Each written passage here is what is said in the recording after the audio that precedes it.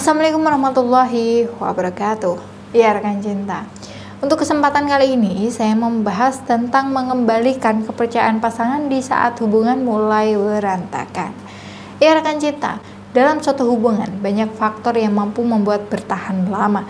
Salah satunya ialah faktor kepercayaan. Namun, apabila faktor kepercayaan itu runtuh dalam sebuah hubungan, mungkin akan sulit untuk membangunnya kembali. Bahkan, itu juga mungkin membuat seseorang bertanya-tanya apakah hubungannya benar-benar akan bertahan atau tidak.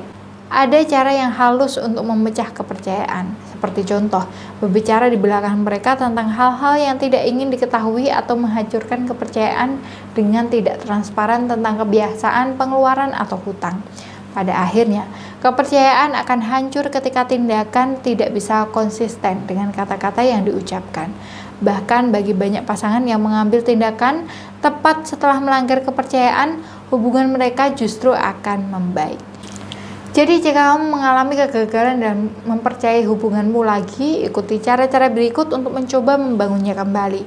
Mungkin juga kamu dapat membuat hubungan menjadi lebih baik dari sebelumnya. Yang pertama, saling terbuka. Hal pertama yang perlu dilakukan adalah letakkan semua informasi seputar kepercayaan. Satu-satunya cara untuk mengatasi gangguan kepercayaan dalam hubungan adalah dengan cara sepenuhnya jujur, apapun masalahnya, sehingga keduanya saling memahami apa yang sedang dihadapi. Banyak orang yang mengkhianati pasangannya mungkin tergoda untuk menahan beberapa, tetapi itu hanya akan membuat kerusakan lebih lanjut. Dalam cara ini, keduanya saling berkomunikasi untuk saling berbicara agar dapat membangun kepercayaan kembali. Itu akan menjadi proses komunikasi dan diskusi tentang bagaimana perilaku tertentu dapat membuat orang lain merasakan juga. Maksudnya, jika ada masalah dengan kepercayaan, itu bukan masalah satu orang saja, tetapi keduanya harus sama-sama terlibat. Yang kedua, meminta maaf dengan tulus bagi yang melanggar kepercayaan. Orang yang tidak dapat dipercaya jelas harus memiliki penyesalan yang tulus dan meminta maaf. Permintaan maaf perlu mencakup pertanggungjawaban atas tindakan yang merusak kepercayaan dalam hubungan. Pertanggungjawaban dan permintaan maaf hanya memiliki kekuatan untuk membantu memperbaiki kepercayaan jika mereka jujur. Jadi sadar akan ketulusan menjadi penting, bahkan jika itu membutuhkan pengakuan hal-hal yang mungkin saja menyakitkan.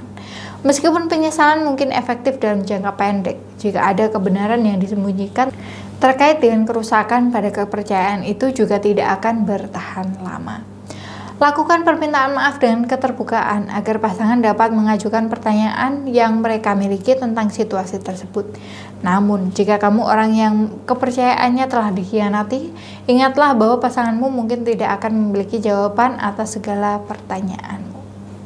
Yang ketiga, pastikan pasanganmu mengerti. Permintaan maaf, akuntabilitas, dan komitmen untuk membangun kembali kepercayaan adalah batu loncatan pertama menuju bagian yang paling sulit untuk membangunnya kembali.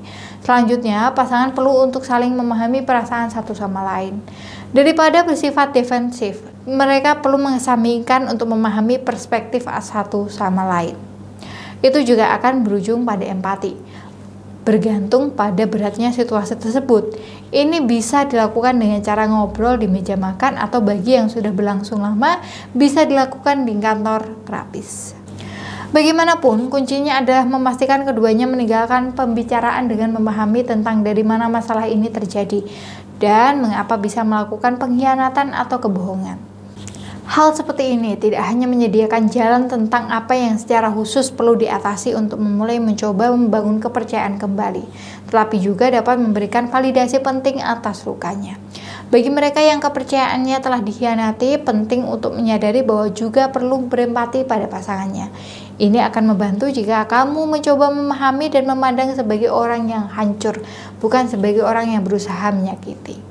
Meskipun itu akan sangat sulit untuk dilakukan, perlu untuk membangun dinding-dinding kepercayaan tersebut. Yang keempat, ubah perilaku penyebab hancurnya kepercayaan. Ini akan berbeda tergantung pada situasi di mana kepercayaan itu hancur. Jika kamu melanggar kepercayaan karena misalnya tidak hadir ketika kamu mengatakan akan hadir, itu bisa berarti mengatur waktu lagi. Jika kamu selingkuh, ini mungkin berarti dapat meninggalkan ponsel saat di rumah atau memberikan akses kepada pasangan untuk dapat membukanya sendiri. Itu juga bisa berarti membatasi kegiatan yang dapat melukai pasangan dan setidaknya tidak melakukan perjalanan jauh dari rumah. Ini penting, karena ketika kepercayaan dikhianati secara serius, orang terluka perlu bukti kejujuran agar mereka merasa lebih diyakinkan. Namun, pasangan yang dikhianati harus mengurangi pengawasan yang berlebihan. Orang yang terluka juga perlu untuk mentolerir kecemasan tanpa terus-menerus menuntut bukti pada pasangan. Dan dalam membangun kembali kepercayaan, yang dibutuhkan adalah waktu. Yang kelima, lakukan evaluasi dalam hubungan. Agar sesuatu hubungan dapat benar-benar bertahan dalam jangka panjang, seluruhnya perlu dievaluasi. Bukan hanya tentang situasi yang menyebabkan putusnya kepercayaan. Untuk mengevaluasi apakah pasangan memiliki waktu yang berkualitas bersama, apakah ada sesuatu yang tidak adil dalam hubungan, atau apakah cenderung memperdebatkan masalah yang sama setiap harinya. Ketika suatu hubungan tidak berjalan dengan baik secara keseluruhan, kepercayaan di dalamnya juga akan berkurang. Selain dari melakukan 5 cara di atas, Anda juga bisa mengembalikan kepercayaan pasangan yang telah hilang dengan menggunakan mustika balik rasa.